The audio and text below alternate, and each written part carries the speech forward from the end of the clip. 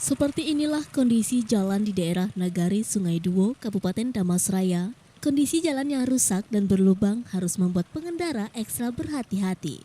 Minimnya penerangan di waktu malam hari membuat kawasan ini rawan terjadinya kecelakaan, khususnya pengendara sepeda motor.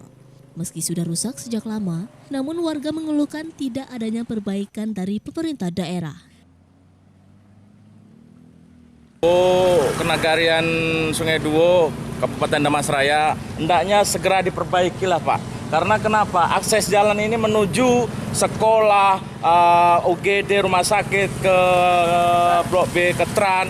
Jadi selama inilah 6 bulan Pak ini. Jadi kalau bisa, ini udah banyak kejadian korban di sini Pak. Jadi ya ibu-ibu ngandung jatuh, yang anak sekolah baru berangkat bajunya jatuh, kumuh. Tentu kan sebagai pemerhati pemerintah tuh harusnya, ya maaf nih bukan sebagai warga, biar akses jalan ini lancar, sebagai tidak ada kendala. Anak sekolah itu yang keluhannya, tengoklah Pak, dari sebelah sana semua yang diambil kubangan kayak itu nggak mau apa Pak, nggak mau dilalui.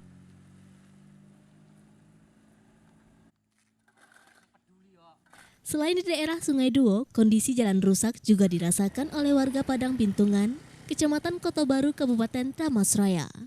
Lelah menanti perbaikan yang tak kunjung terjadi, warga memperbaiki jalan secara swadaya. Hal ini dilakukan warga untuk menghindari kecelakaan yang kerap terjadi. Dari Kabupaten Damasraya, Sumatera Barat, Budi Sunandar, iNews melaporkan.